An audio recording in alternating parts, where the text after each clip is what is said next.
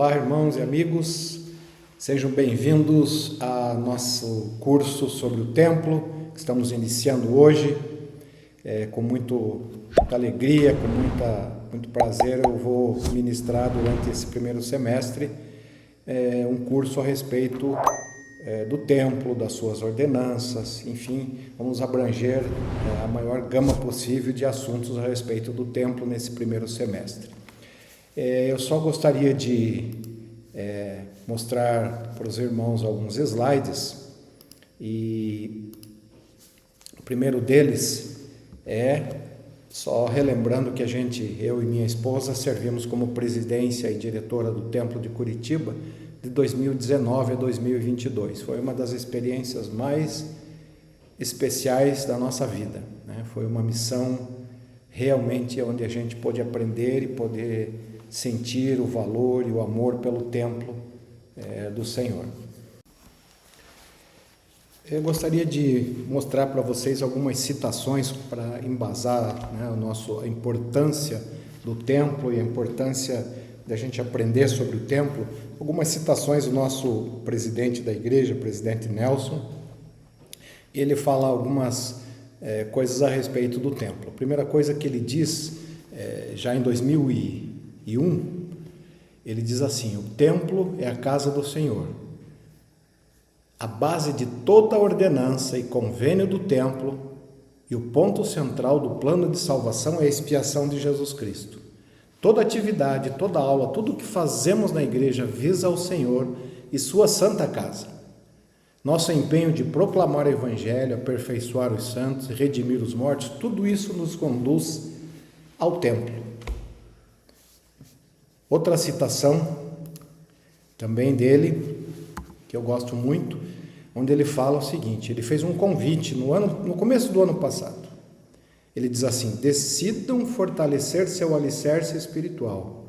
Isso pode envolver estabelecer um horário, um lugar específico para estudar as Escrituras, orar com mais frequência, tornar a adoração no templo uma prioridade maior e permitir que Deus prevaleça em todos os aspectos de sua vida. Se vocês buscarem os discursos do nosso presidente, desde que ele se tornou profeta, ele tem em todas as conferências gerais falado da importância do templo e como é importante estar no templo.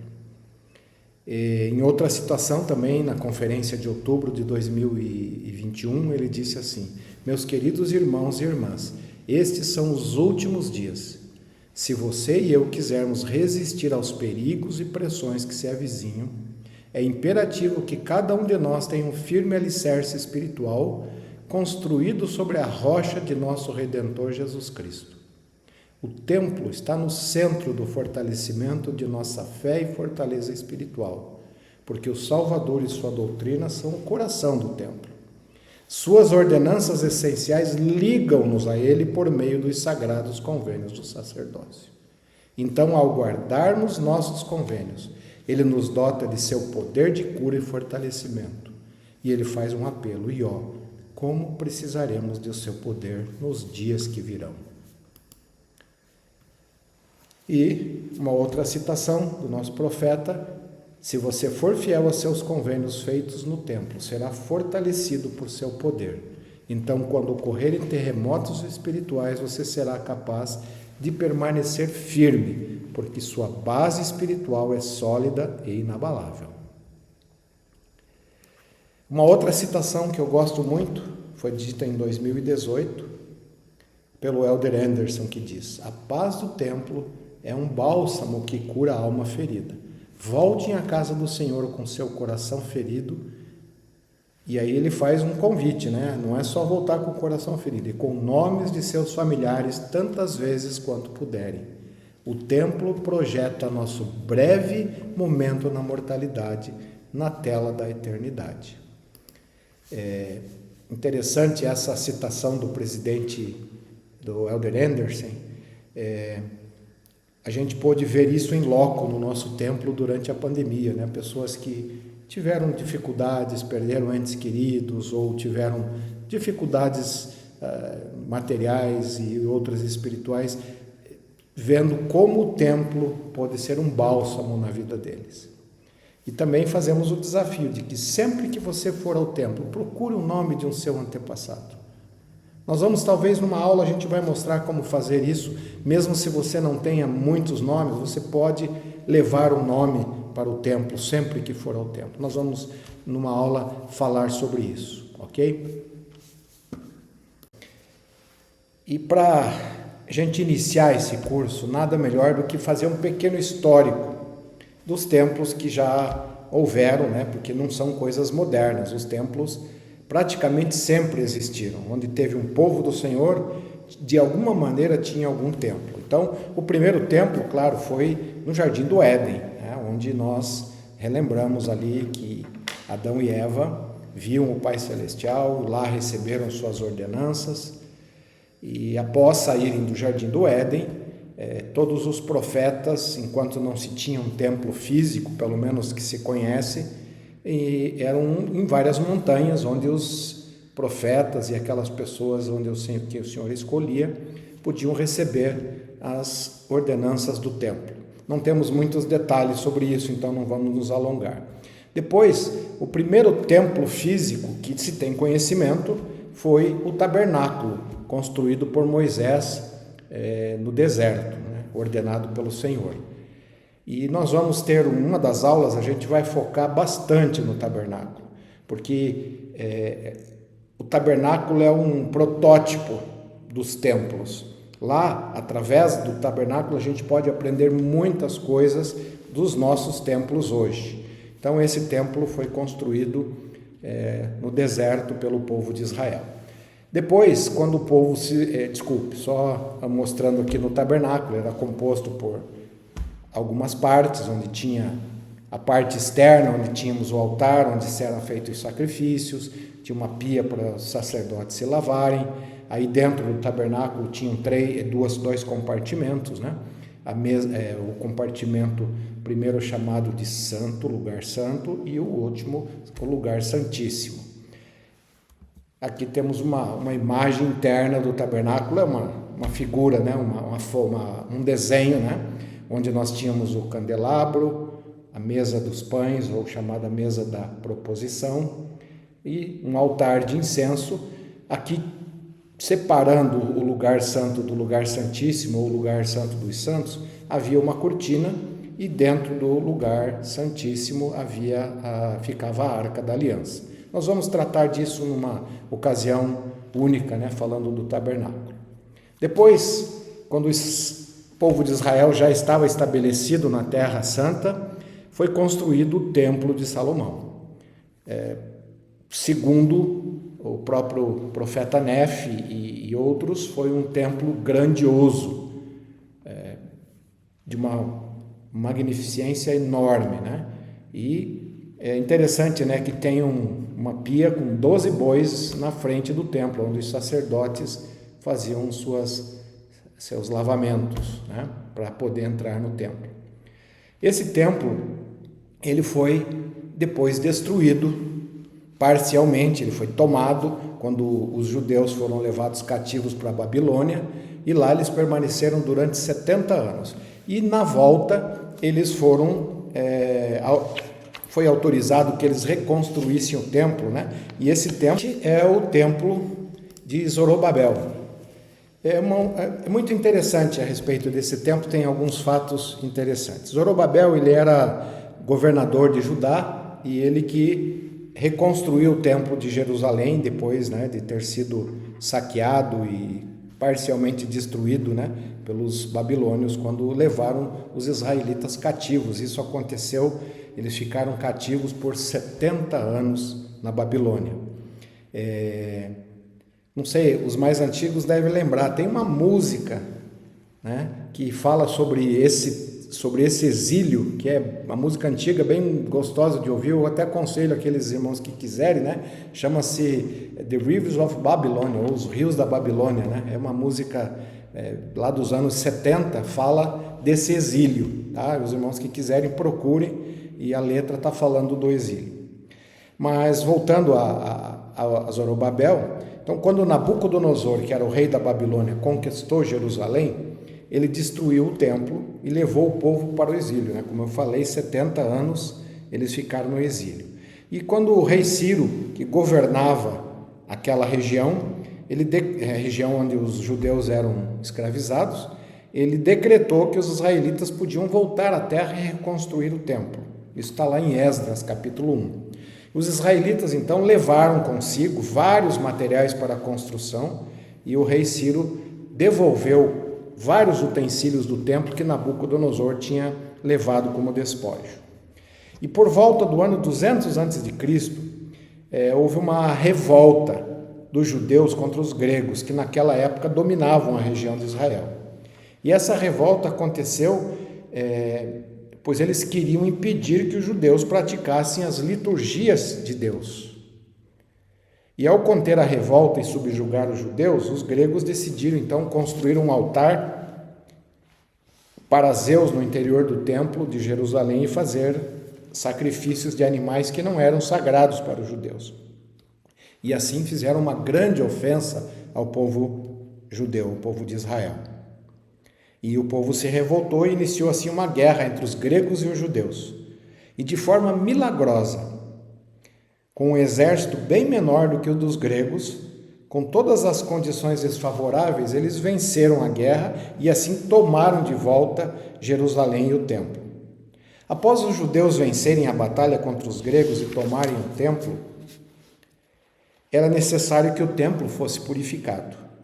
E para isso a tradição mandou que as velas da menorá ficassem acesas durante 8 dias. Deixa eu mostrar para vocês uma menorá. Essa menorá, ela está exposta lá em Jerusalém, né, na terra de Israel hoje. Ela foi reconstruída procurando fazê-la da maneira mais similar possível àquela que Moisés construiu para colocar no tabernáculo. Se os irmãos notarem, são 7 hastes. Nós vamos falar um pouquinho sobre isso no futuro, né? Essas hastes, elas têm vários significados, mas o importante aqui é que em cada haste tem um pequeno receptáculo onde é colocado, tem que ser azeite de oliva puro. E tem o azeite que cabe nesses receptáculos, ele dura somente um dia. Então, todos os dias o sacerdote precisava repor esse azeite. Mas naquela época eles não tinham. Para purificar o templo, eles tinham que acender a menorá e tinha que ficar por 8 dias. Mas eles não tinham muito azeite. O azeite que eles tinham, em virtude da guerra, era só para um dia. E não poderia ser usado qualquer azeite, né? Um azeite de oliva puro, especial para o templo, e demoraria 8 dias para ficar pronto. E eles então utilizaram um pouco de azeite que tinha para acender a menorá. E milagrosamente as chamas ficaram acesas durante os 8 dias em que o templo precisou ser purificado. Então é interessante, né, esse milagre que aconteceu.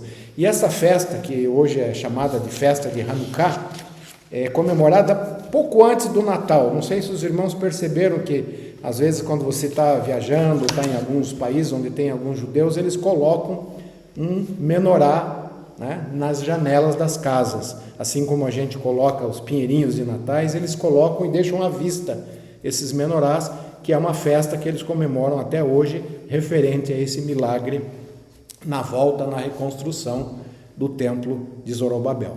Esse templo também foi destruído mais tarde e foi reconstruído por Herodes. Cerca de 16 anos do nascimento de Cristo, Herodes, o primeiro, né, que foi rei da Judéia, iniciou a reconstrução do templo de Zorobabel, que se encontrava em decadência e praticamente em ruínas. A estrutura estava de pé, havia 5 séculos já, né? E sem dúvida sofreram o desgaste do templo. E muitos incidentes na vida terrena do Salvador estão ligados a esse templo, onde ele ensinou as Escrituras, ele visitou esse templo algumas vezes, então era o templo, era centro de adoração dos judeus na época de Jesus Cristo.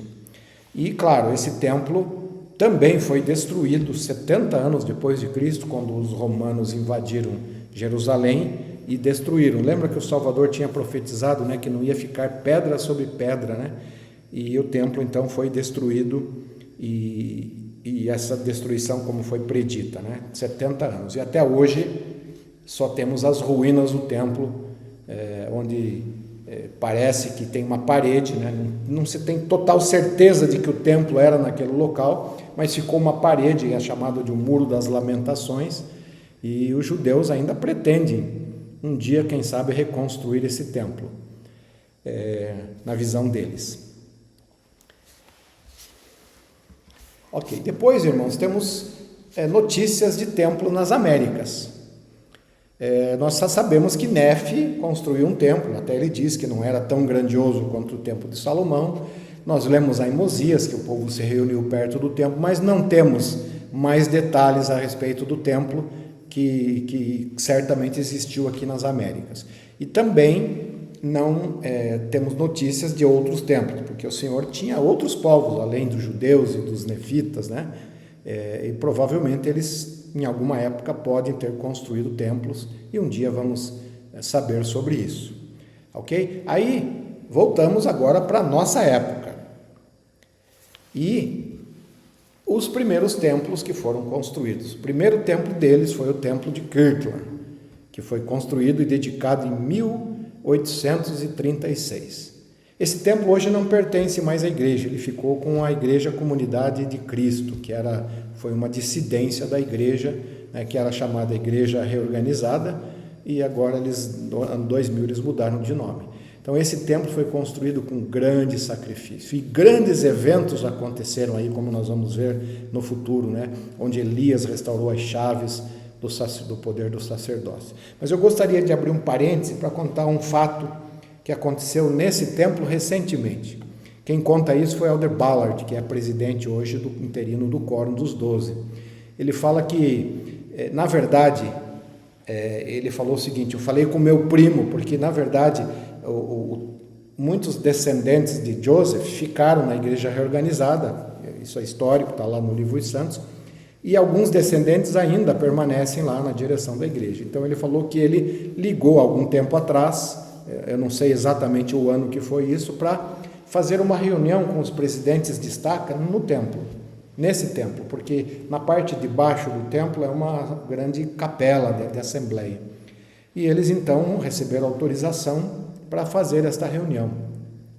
E o zelador, a pessoa que cuida do templo, ficou tão zangada, mas tão irada, porque os membros da igreja estavam fazendo essa reunião lá.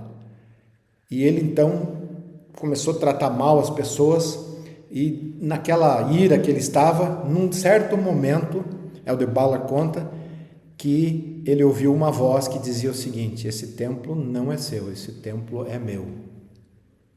E aí ele mudou completamente a atitude em relação à reunião, aos membros da igreja, né? Então, é só para a gente ter a noção de consagrado, mesmo é um templo que não está hoje em posse da igreja, mas o Senhor ainda reconhece o sacrifício e o esforço que foi feito neste templo. Depois desse, nós tivemos o templo de Navu, que foi também construído em meio à pobreza e sacrifício dos irmãos. Essa é uma foto recente, porque esse templo foi reconstruído, né, rededicado, eu acho que, se eu não me engano, no ano 2000 também, ele foi reconstruído. Não sei quem já viu esse templo pessoalmente, não imagina quão grande ele é e quão bonito para aquela época ele era, né? E aí, quando os santos foram expulsos, esse templo foi completamente destruído, queimado, e então foi reconstruído recentemente, e ele está de pé. Então esse foi o segundo templo na época moderna. Depois temos o templo de St. George, que foi construído, que ficou pronto, né, o terceiro templo, e ele está em reforma hoje, mas é um templo também muito bonito, muito, muito grande, e muito especial para os membros da igreja daquela região do sul de Utah. E claro, o templo de Salt Lake, que é o símbolo maior da igreja, né? Todos os símbolos que a igreja tem, esse é o mais grandioso, que é o templo de Salt Lake, que foi também um templo que demorou muitos anos, né? Se eu não me engano, 40 anos para ser construído. E hoje ele passa por uma reforma grandiosa também, segundo o presidente Nelson, né? Para que ele possa permanecer durante o milênio, porque durante esses mais de 100 anos de duração dele foi se desgastando com o tempo, e naquela época não se tinha tecnologias tão avançadas quanto se tem hoje. Então está sendo feito uma estrutura para suportar o templo por baixo. Na verdade, eles estão colocando o templo em cima de uma estrutura que suportará terremotos, inclusive, né? E o presidente Nelson usou o templo como algumas mensagens das últimas conferências, né? Falando sobre os alicerces do templo e porque a gente deveria focalizar também em fortalecer os nossos alicerces. Hoje temos 175 templos dedicados. Eu acho que aumentou agora a 176, porque foi dedicado mais um agora essa semana passada, né, dia 15, se eu não me engano, o templo de Porto Rico. Então tem mais 55 hoje em construção, 69 anunciados, um total de 300. E no Brasil são 18 templos entre os que estão funcionando, os que estão em construção e os templos anunciados. Os irmãos que gostam das informações sobre o templo, sobre templos, esse site não é um site oficial da igreja, mas é muito interessante. Lá ele põe todas as notícias dos templos, fotos das construções, enfim, tem muita informação muito legal a respeito dos templos nesse site. Eu gostaria só antes de encerrarmos essa primeira aula, que é só uma introdução, lembrar que o profeta Joseph Smith ele usou uma figura de linguagem, quer dizer, na verdade foi o Salvador que usou essa figura de linguagem, que eu acho fantástica. Não sei quem já viu uma choca com pintinhos, né? Talvez hoje é mais difícil de ver, mas quando eu era mais jovem, criança, a gente ia em chácaras, fazendas, né? Dos nossos antepassados, nossos avós, e a gente via a galinha choca, né? E eu sei que qualquer perigo, a galinha solta uns piados diferentes e os pintinhos vão lá para baixo das asas e ficam lá escondidinhos sobre a proteção da mãe. E o Salvador usou essa. E o profeta Joseph Smith cita, né, está lá no Ensinamentos dos Presidentes da Igreja, né, ele diz assim: a doutrina do batismo pelos mortos está claramente mostrada no Novo Testamento. Foi esse o motivo pelo qual Jesus disse aos judeus: quantas vezes quis eu ajuntar os teus filhos, como a galinha junta seus pintos debaixo das asas, e tu não quisestes. Está lá em Mateus 23:37. Para que pudesse realizar as ordenanças do batismo pelos mortos, bem como outras ordenanças do sacerdócio, e receber revelações dos céus, e ser aperfeiçoados nas coisas do reino de Deus. Mas eles não quiseram. Olha que simbolismo, né? O templo, as ordenanças do templo, é como o Senhor colocando as suas asas sobre nós para nos proteger contra o inimigo e contra as tentações do inimigo. É uma figura de linguagem muito especial que eu gosto muito. Irmãos, durante a sua vida aqui nas Américas, o Salvador usou essa escritura, e o Elder Bednar recentemente ele dá uma visão nessa escritura como eu nunca tinha percebido. Ele coloca ali, a escritura é assim: vinde a mim todos que estáis cansados e oprimidos, e eu vos aliviarei. Tomai sobre vós o meu jugo e aprendei de mim, que sou manso e humilde de coração, e encontrareis descanso para a vossa alma, porque o meu jugo é suave e o meu fardo é leve. Então, o Elder Bednar, ele coloca essa escritura dizendo o seguinte, que o jugo do Salvador são os convênios, principalmente os convênios que fazemos no templo. Então, quando vamos ao templo, fazemos os convênios, nós estamos indo a Cristo e tomando sobre nós o jugo do Salvador. Nós vamos falar mais sobre isso quando falarmos de convênios. Mas é uma maneira que eu nunca tinha visto ser usada a Escritura dessa maneira. E quando a gente faz convênios com o Senhor, irmãos, nós temos a garantia da proteção espiritual do Salvador e do Pai Celestial. Vamos falar mais sobre isso no futuro. Durante essas aulas, nós vamos falar sobre a doutrina do templo, a doutrina da redenção dos mortos, vamos falar muito sobre convênios. É muito importante a gente entender e saber e guardar os convênios. Vamos falar depois das iniciatórias, investidura, do casamento celestial, dos selamentos e alguns outros assuntos. Então, convido para que cada semana estejam conosco participando dessas aulas. E se tiverem perguntas, podem fazer depois as perguntas que vocês tiverem. sobre os assuntos, principalmente do templo, né? E então quero voltar aqui para a tela. Então fazemos esse convite dos irmãos estarem conosco aí semanalmente, falando do templo. Como eu falei, se tiverem algumas perguntas a respeito do templo, teremos o maior prazer de responder, e se eu não souber, a gente procura descobrir onde encontrar, se é que tem uma resposta para essas perguntas. Muito obrigado pela atenção, muito obrigado por estarem aqui conosco e até a próxima.